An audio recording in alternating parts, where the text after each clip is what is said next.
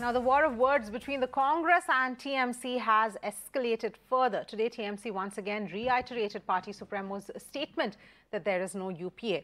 In fact, MP Derek O'Brien said that for the last 10 years, there is no UPA and no governance.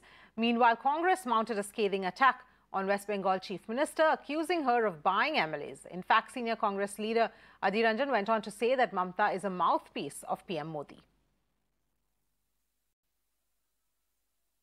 में लड़ने के लिए 20% जो हमारे वोट शेयर है उनको क्या अलग रख के अब लड़ पाओगे, यही सवाल है। ये कुछ नहीं, मोदी जी के मुखबिर बन के ये कांग्रेस पार्टी और विपक्ष को ये तोड़ना चाहती है। Well, not only in the last 1 year, the last 10 years there has been no UPA because there is no governance. The governance has been done by another political party, albeit bad governance now, albeit undemocratic, fascist, but it's somebody else. So this is the story on the UPA. The meaning of what was said yesterday. And even if you look at the numbers, that's another story. This is the main story. Even if you look at the numbers of the UPA then, so the second one actually doesn't arise. I'm only giving it to you more for theory. One party which had 150 seats then, now has 50. And Meenakshi is joining us for more details. Meenakshi, this seems to be an out-and-out war between the Congress and the TMC. Well, absolutely. This is a clear sign of a breakdown of ties between the Congress and the TMC. This has escalated to a point whether there is a point of any return, that remains to be seen. Of course, politics is the art of the impossible. But as things stand in the present date, there is a clear fissure, there is a clear divide between the Congress and the TMC. The signs were there for all to see. It was a little, perhaps, the signs were a little latent, but now it has come out brazenly out in the open. Remember what had happened on Monday when there was a joint statement for the opposition suspended MPs. Even that point in time, that statement was signed by the leader of opposition, Mr. Mallikarjun Kharge. But conspicuous with its absence was the TMC.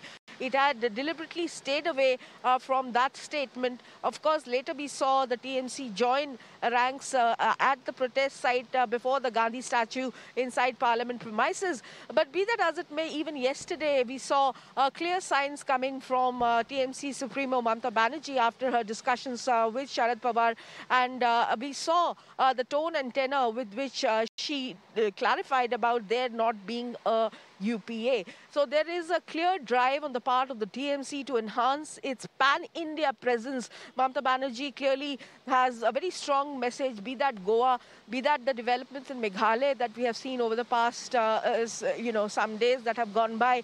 There is a clear out-and-out attempt by the TMC to now have a more pan-India holistic presence, and that presence is coming at the cost of the Congress party, Avni. That is the worrisome part, because what we have seen even yesterday, Mr. Sharad Pawar's statement and Mamata Banerjee's statement, they're looking at an alternative, cohesive group for forthcoming Lok Sabha 2024. But clearly, Congress is a party which is miffed with these developments.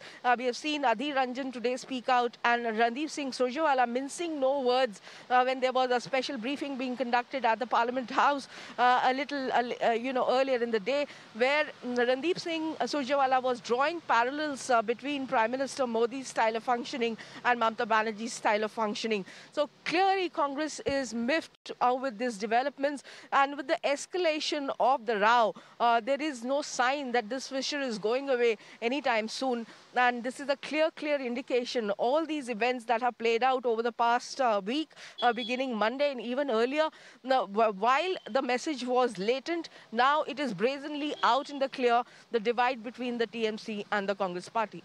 All right, Meenakshi, thank you so much for joining us with those details.